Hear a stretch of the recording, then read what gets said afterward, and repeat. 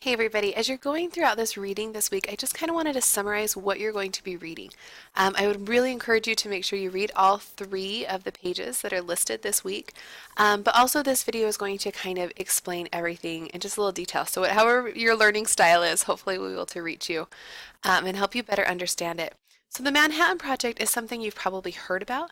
It's a famous thing in history and really is what changed America, changed the world. For better or for good, it's kind of a debate that we could all talk about for years to come. Um, so basically, what had happened is that the Nazis and Nazis in Germany and all these, they were starting to see like, ooh, we can split uranium atoms, and they were starting to see what they could build. Well, at that time, Albert Einstein, who you all should know, right? Like one of the most famous, brilliant scientists in the world, he comes to America. And he writes a letter to to Franklin Delano Roosevelt, our president at the time, and says, "Hey, Germany's got the capabilities to do this. They're starting to make these discoveries, and what they can do is horrible. Like we have to get ahead of this." And Roosevelt was kind of like, I don't know, like maybe, maybe not. He didn't really see the necessity for it. But I think at this point, we'd been fighting this war. He says, sure, go ahead. And so they start this secret group of scientists coming together to work on building an atomic bomb. And it was so secretive that FDR went and talked to Churchill, who was the prime minister of Britain, Great Britain, and only those two knew. They decided not even to tell Stalin, who's a Russian, who is one of our allies, but we loved Russia. We needed them to be our allies, but we also knew that he was just as crazy as Hitler. And so they we chose not to involve Stalin in this, which was probably a good idea. Anyway, they did not even tell Truman, who was our vice president at the time. Okay? So literally like very few people know that this secret group of scientists are working on building an atomic bomb.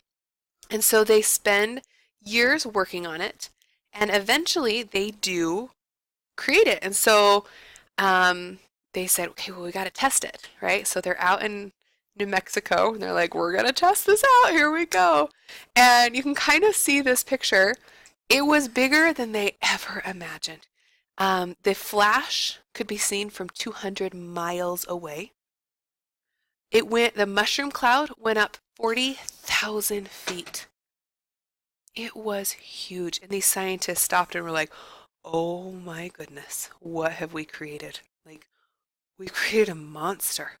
And they were devastated. They had no idea how horrible this would be.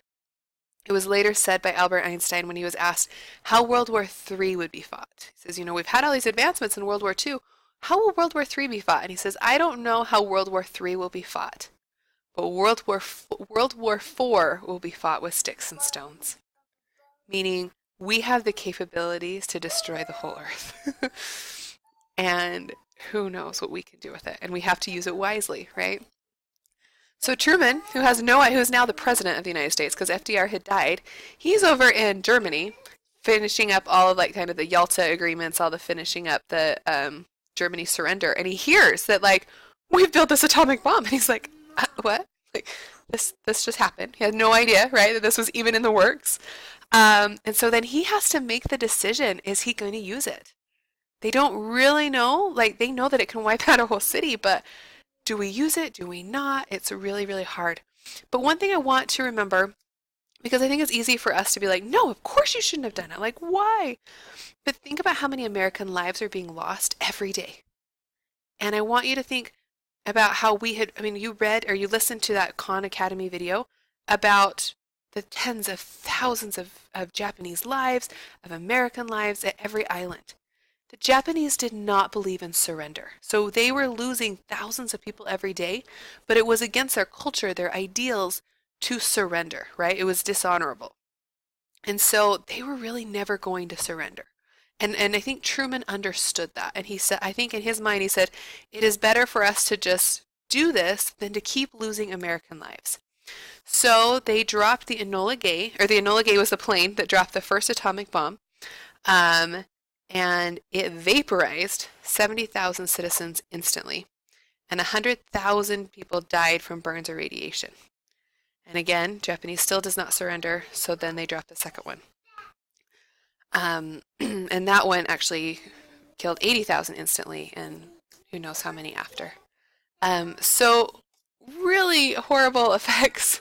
Um, and you can read all about it, um, of all of these things, but it's just this different, it was a time where they had fought for so long and they needed to end the war. They needed to figure something out. And then after we have this, then Germany surrenders, and we have this time of euphoria, is kind of what it's called. Of like everyone came back to America and they were happy. You see this picture; it's kind of the big defining picture of the end of the war. Um, America is happy again. Their economy is bursting because this war has been really good for our economy, actually. And it just seems like a really happy time, right? And then you start having the baby boomers because they go home and have babies. And we have that's now today, you're seeing the baby boomers are starting to retire, that age group.